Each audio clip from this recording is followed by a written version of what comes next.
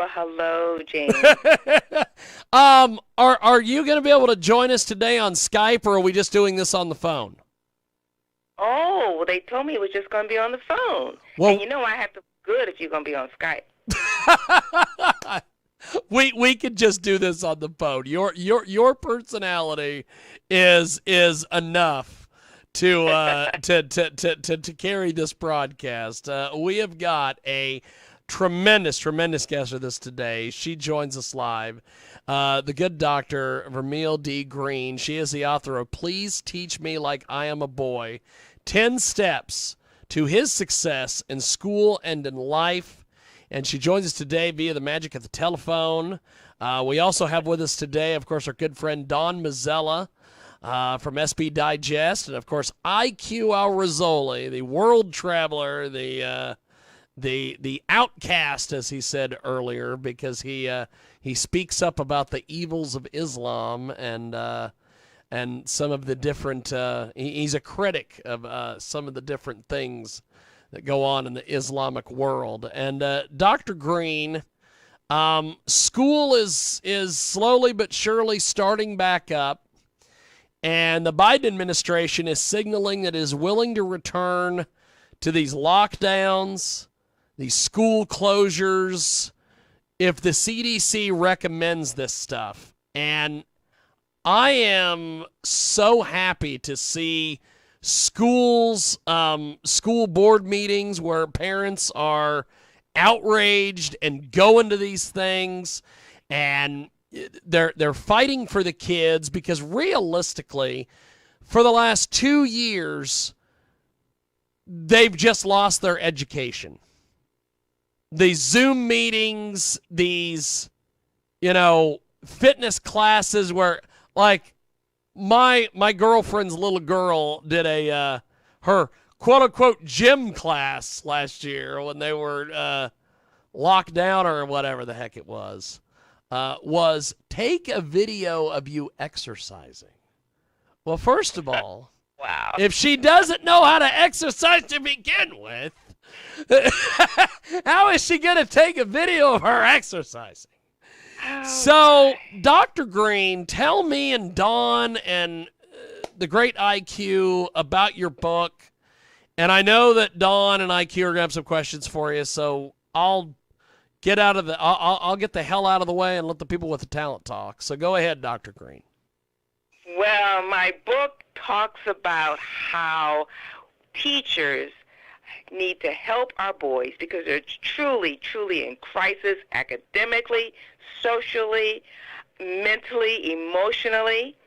And one reason, especially for the academic portion, is that boys are being taught just like you would teach a girl. And most people would say, well, what's wrong with that? Well, boys learn differently than girls. And because they learn differently, they need to be taught differently. Strategies that help the boys won't harm the girls, so those teachers who don't have the luxury of having an all-boys class, or in some cases an all-girls class, still the strategies that will help our little boys learn better, especially in the elementary grades where our little boys are being turned off to school. It is so sad to have a kindergartner come home on his first day saying, I hate school. That is so sad. So I hope that these little boys, when they go back to school, first of all, I hope that teachers are going to be ready for the onslaught of little boys who have not been in structured school program or structured environment for over a year and a half. I hope that they're ready for them, and I hope that they're ready to do, as my book title says, Please Teach Me Like I'm a Boy. So, Don Mazzella, jump in there, my friend. Man. Well, I remember when the teacher would ask the question, how much is 2 and 2? The boys would say 5 and the girls would say 4, if you remember those days. And all the boys would look around for affirmation. But but I've seen in the classroom in recent years how it's changed. And also the fact is, if boys grow up in households without fathers, it's even worse. Um, that's my editorial comment. Then I'll simply ask the question, well, how should they teach the boys differently than girls? Well, first of all, most importantly, teachers need to bond with their male students, to bond with them. If a boy doesn't respect you, or if he feels that you don't respect him, he's not going to want to hear a word that you say, especially in the upper grades. Now, Yes. teachers might say, well, I bond with the boys. We talk but boys bond differently. They don't necessarily bond by talking. They bond with good-natured punching and teasing and talking about, the sports skills. And I remember in elementary school, the teachers who really bonded with the boys are those that go out on the sports field and kick the ball around with them. That's how you bond with a boy. And once you've bonded with a boy, once you have his respect, once he knows that you care about them, he will jump through hoops. Girls, on the other hand, they are natural people pleasers. And teachers are used to girls just doing it because teacher says to do it. Right. But with boys, they don't operate that way. Mm-hmm. You have to convince them that what you want them to do is important, that it's relevant, that's going to help them, that it's going to make a difference for them, and that it's not going to bore them to death. And they're going to get lots and lots of compliments and affirmations once it's completed. Yep. It's not good enough to just say, teacher said to do it. At least not for most boys. Now, there are some boys who are great when it comes to, accepting it because the teacher says to do it. But most boys don't. Teachers need to recognize that difference in just that basic level. Teachers, Go ahead, Don. No, I'm going to ask a question. Are you black? I am black and beautiful. Yes, sir. Well, we know that. I only asked the question because it seems to me, if I look at the inner cities, that the teachers at some point in the last 30 or 40 years lost their ability or desire to do what you're saying, and which is one of the reasons why boys come out of high school and not really being able to read or write. And what you're saying is absolutely true.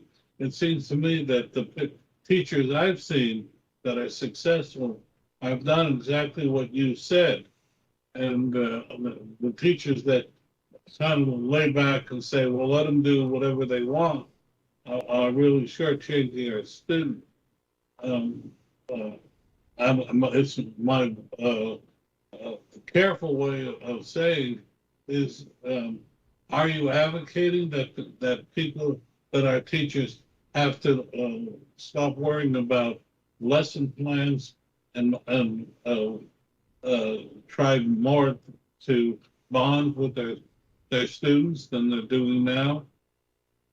Well, lesson plans are important because if you don't, plan, you're going to, if you fail to plan, you're going to plan, you might as well plan to fail. So lesson plans are important. Instruction is important. I'm just saying with our little boys, teachers have to realize that don't put that in front of your ability to be able to gain their respect and also to respect them. You have to care about them. That old adage that you hear is kind of worn out, I don't care how much you know until I know how much you care. And that's especially true for our little boys. Also, teachers have to realize, especially as you talk about the inner cities, when we have, and I can't think to say it any other way, but bleeding heart liberals who feel sorry for the children. Oh, the poor little black child, he can't do any better. Bless his heart. He can't, his mother's probably on drugs, and his father probably is an alcohol. No, no, no. These children can thrive. They have great potential. They are not at risk. They are at promise. They are at potential. And the teacher who wants to help these children truly will give them what they need. Knowledge is power. And when we fail to give these children power, this knowledge that they need, when we fail to give that to them, then we are saying, well, we just want to take care of you. There's no need for you to learn this. We'll take care of you. Well, just have a couple of babies and we'll send you a check. Well, if you drop out, that's okay. We'll give you unemployment. No. The only hope for these children is a good foundation. Knowledge is truly power, and that's what has helped my fellow black Americans achieve to the point that we had up until the point where someone by the name of LBJ felt, well, the black folks don't need families. We'll take care of them. We'll institute welfare. And what that did is that you had black families where in 1960 only had single-parent homes in the teens and the 20 percentiles.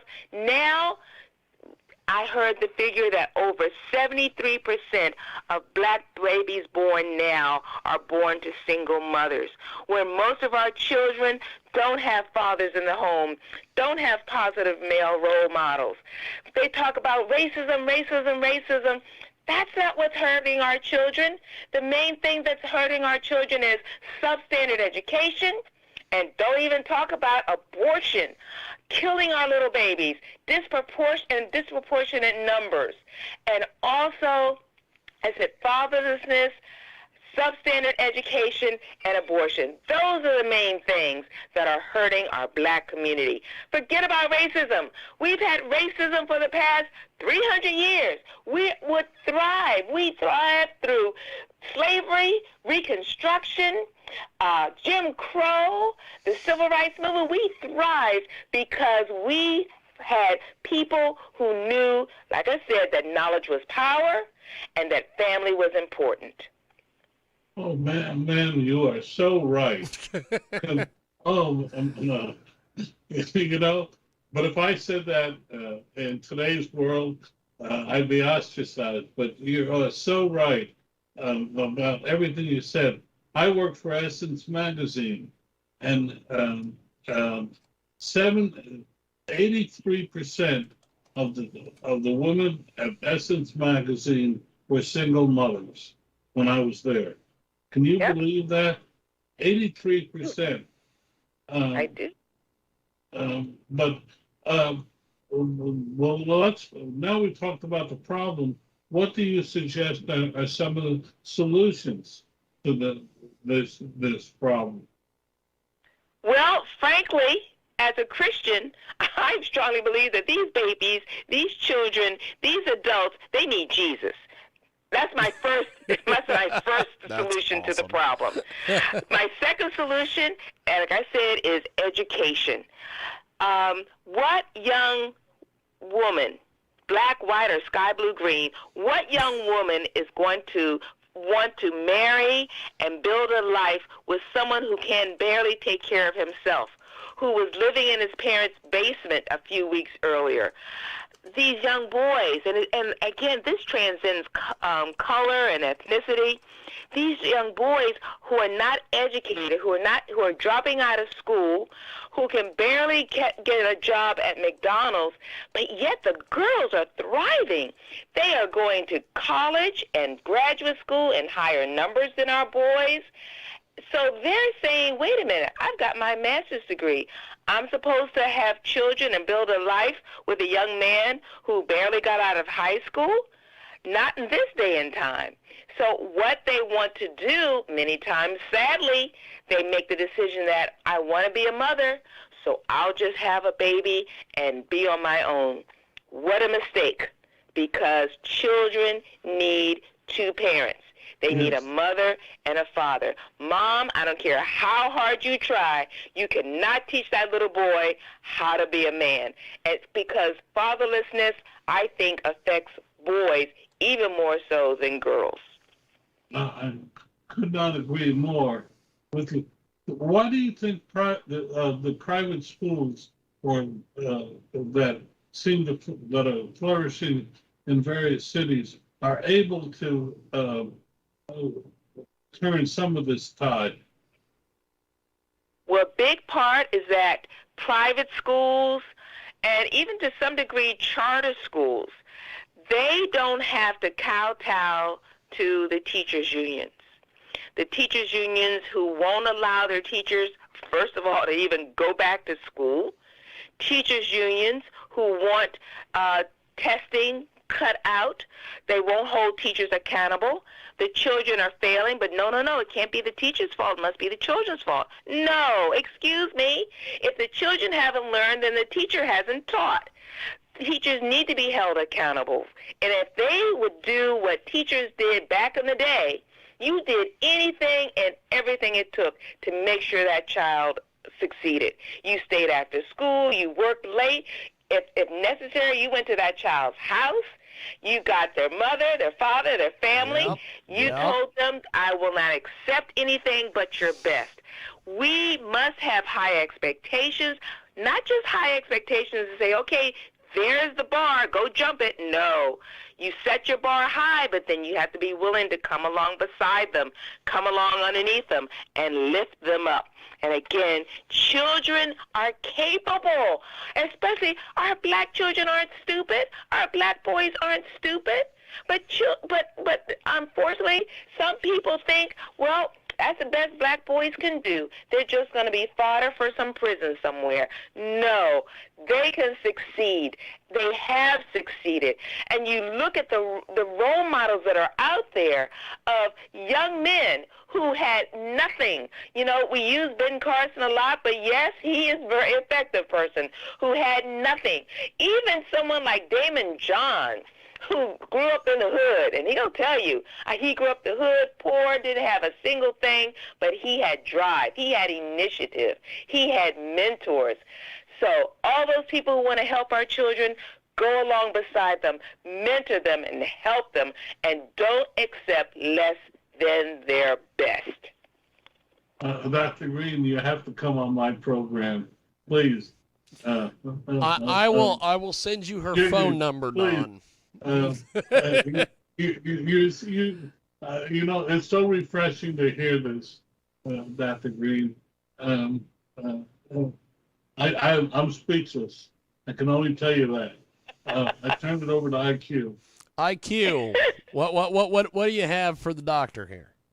Simple question. Why isn't she vice president of the United States of America today? Oh, my goodness. People would... they would have a riot in the streets. What is this woman doing? How come she won't let us do that? How come she won't allow us to do that? How come she's making us do that? Hey, the only way I would want to be president if they made me queen.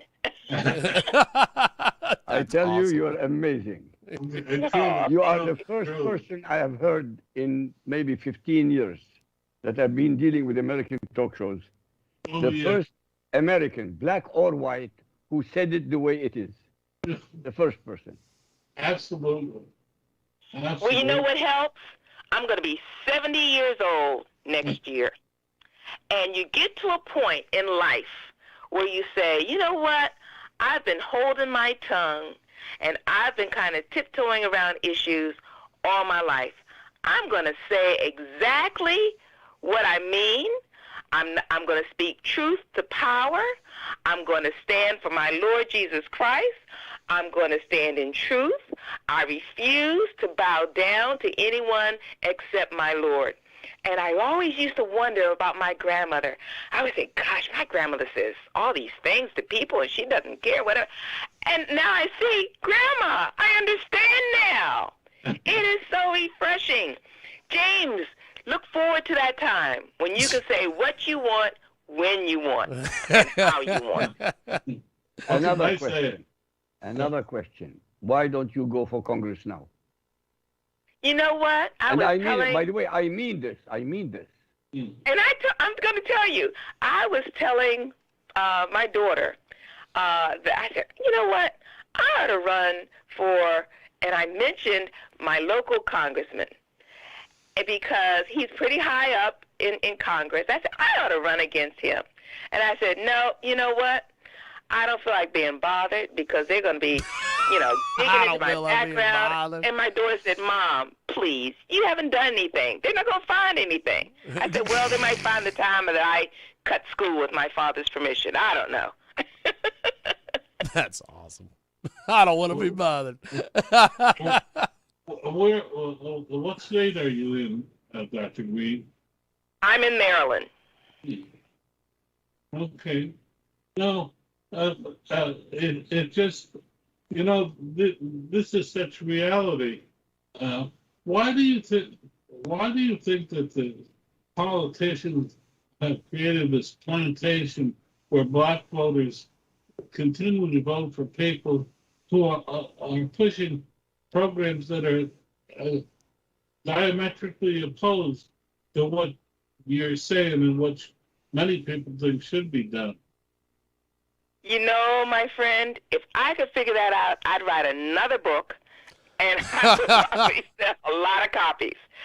I stand amazed when I hear, my close friends, especially people in my church who I know love the Lord and love Jesus and praise Jesus right along with me, but yet when it came to voting for Joe Biden, I said, well, you do realize that he believes in abortion. Oh, yes, but I say, but you do realize that homosexuality is not a sin in his eyes. Oh, yes, but, and I'm thinking, hello, I have to knock on their foreheads. Wake up. Why do you keep voting for these people? You look at your inner cities that are crime infested, have been crime infested for decades, and they still vote for the same people over and over and over again. That's why they think we black people are stupid. That's why they take advantage of us. That's why they don't even do anything to be said. That's why they don't do anything to help our children. Our children need charter schools. Our children need vouchers so that we can capitalize on the power of capitalism and competition. We need that for our children, but they don't want our children educated. They don't want our children reading because, as I said earlier, knowledge is power. And if you educate a black child, he's going to know something. He's going to do his own research. That's the same mentality that made it against the law to teach a slave to read. You wanted him stupid. You wanted him dependent on the master. You didn't want him to be able to read the directions as to how to escape. You wanted him ignorant of what else was out there. And that's, again, that same plantation mentality that some of these liberal white folks are doing. Not all, praise God, not all. But there are a lot out there, and a lot of them are in power, holding and hurting our black people and our black children, and with the permission and the votes of ourselves. This is so crazy. Sometimes I want to just go up to some of my fellow black parishioners or black neighbors and shake them. The only way you can shake them is go for Congress. I mean it, honestly. Look, with somebody with your passion, somebody with your belief, somebody with your knowledge, and as you said, knowledge is power. No question, no doubt, absolutely no doubt. What's the name of your book again? Sorry, so I can make sure I get it. Please teach me like I'm a boy. 10 steps to his success in school and in life. How did you come to write the book? I had never been taught in undergrad school or grad school or in the multitude of workshops they send you to when you're a teacher or an administrator, no one had ever told me what I said earlier, that boys learn differently than girls. We just figured that the boys were lazy, that the boys just, weren't motivated, and some of them aren't. But then again, some boys really want to succeed. It's just that we kept thinking that our students are going to learn the same way we learn. And with the profession, with the teaching profession being overwhelmingly female, we're going to teach the way that we learn. So it's connecting with the girls. So that's why the girls are outperforming boys even in the traditional subjects such as math and science that were traditionally dominated by boys. But now the girls have caught up and they've succeeded. One big reason, like I said, is that the teachers are teaching them the way girls learn, and also the girls had a powerful lobby to go into the schools and change curriculum to make it more amenable to the way girls learn. Girls were having a difficulty with math, with the numbers. Boys were like, okay, 5 plus 5 is 10, 10 plus 10 is 20, with numbers, computation. But girls weren't doing as well. However, girls' strength lies in the language arts, with reading and writing. So, back in the 1980s, they began to change math curricula all across the country, putting more reading and writing into math. It wasn't good enough to know that 5 plus 5 was 10. You had to explain why 5 plus 5 was 10. You had to explain it in detail. You had to explain your steps. And boys were saying, well, wait a minute, I just know 5 plus 5 is 10. Well, you have to explain it. In fact, in our great state of Maryland, they had a test. And I'm talking like back in the 1990s, 1980s, that if you knew, for example, that 5 plus 5 was 10, and you said it, your score was not as high as the person who said 5 plus 5 was 6, because they gave an excellent explanation. They gave a written explanation, a logical explanation as to why they arrived at that number. 5 plus 5 was 6. And I looked at that and said, this is crazy. Oh, my word. Thankfully, that test didn't stay around long. However, it reemerged years later as Common Core. And I'm thinking, no, not again. Oh, no. Oh, I'll tell you, Dr. Greene, this Common Core math. When I was doing math and everything, they taught you the decimal points, and you had to do various things, and I looked at some Common Core math, and I'm like, what? What is all this? And they have you script all this out to get to 2 plus 2 equals 4. Mm-hmm. It's so strange. I knew it was a train wreck when they had the children doing stem and leaf plots and box and whiskers graphs. Now, here I am at that time. I had my master's degree. I said, I have never been asked in my life to explain or to use a box and whiskers graph or a stem and leaf plot. And you got these poor babies who can't multiply, can't add, divide, or subtract, and you're teaching them about box and whiskers graphs? Please, come on, people, wake up. Wake up. Well, this has been a fantastic conversation today. I'm going to be getting Don your information, Dr. Greene, so you can get with him. I guess as we wrap up here, let's start with IQ. IQ, how do we get a hold of you online, my friend?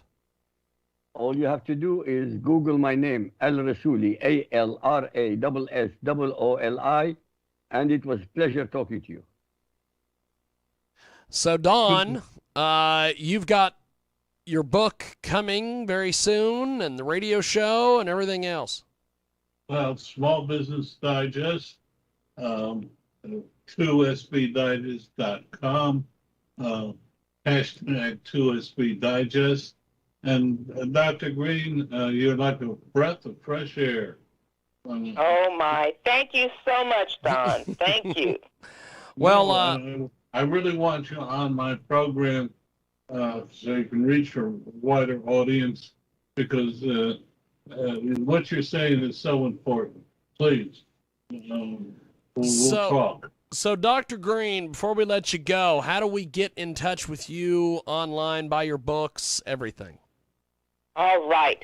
Please Teach Me Like I'm a Boy. It's available on Amazon. It's also available through Barnes & Noble.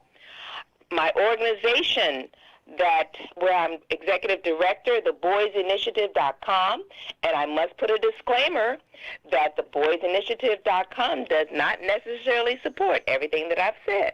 I have to put that disclaimer in there. However, we are always advocates for our boys, wanting to recruit activists that will come alongside of us and stand before legislators and school boards and say, no more. Our boys are in crisis. You must help them. Well, I appreciate it, Doctor. Thank you, IQ. Thank you, Dawn. And by the way, Dawn, I just forwarded her information to you, so you should have it. Thank you. And thank you, Dr. Greene, and we will talk to everybody next week. Thank you, Doctor. Have yourself a wonderful rest of the week, my friend.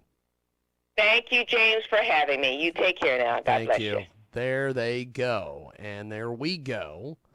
That wraps it up from our big broadcast. We want to thank everybody for joining us today. Peace, and I'm outie 5.